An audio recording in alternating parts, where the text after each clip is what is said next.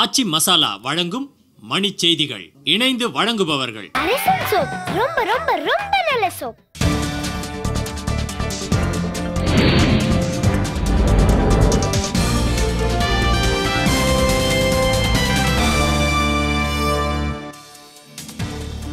எண்ணூர் துறைமுகத்தில் 4300 கோடி ரூபாய் செலவில் திரவ இயற்கை எரிவாயு முனையம் விரைவில் தொடங்கப்படும் என தகவல்.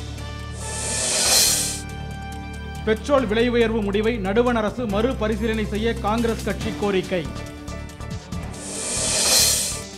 புழல் ஏரியில் திறந்துவிடப்படும் தண்ணீரின் அளவு வினாடிக்கு 2000 கன அடியாக உயர்வு. குடியிருப்புகளில் வெள்ளம்.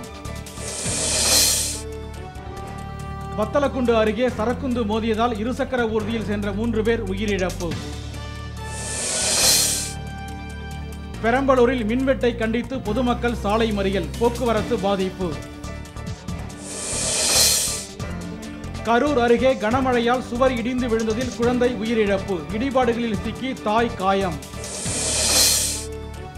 சென்னை மாதவரம் அருகே சாலையில் நடந்து சென்ற பெண்ணிடம் 5 பவுன் தங்கச் சங்கிலி பறிப்பு. சுவிஸ் வங்கிகளில் கருப்பு பணம் வைத்திருக்கும் 3 நாடாளுமன்ற உறுப்பினர்களின் பெயர்களை வெளியிட அத்வானி வலியுறுத்தல்.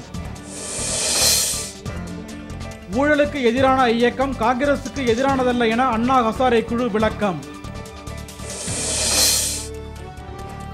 மேற்கிந்திய தீவுகளுக்கு எதிரான மட்டைப்பந்து போட்டித் தொடரையும் இந்திய அணி கைப்பற்றும் என டோனி நம்பிக்கை.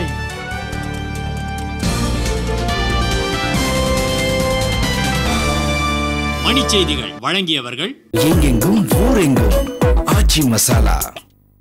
இணைந்து வழங்கியவர்கள் அரசன் சோப். ரொம்ப ரொம்ப ரொம்ப நல்ல சோப்.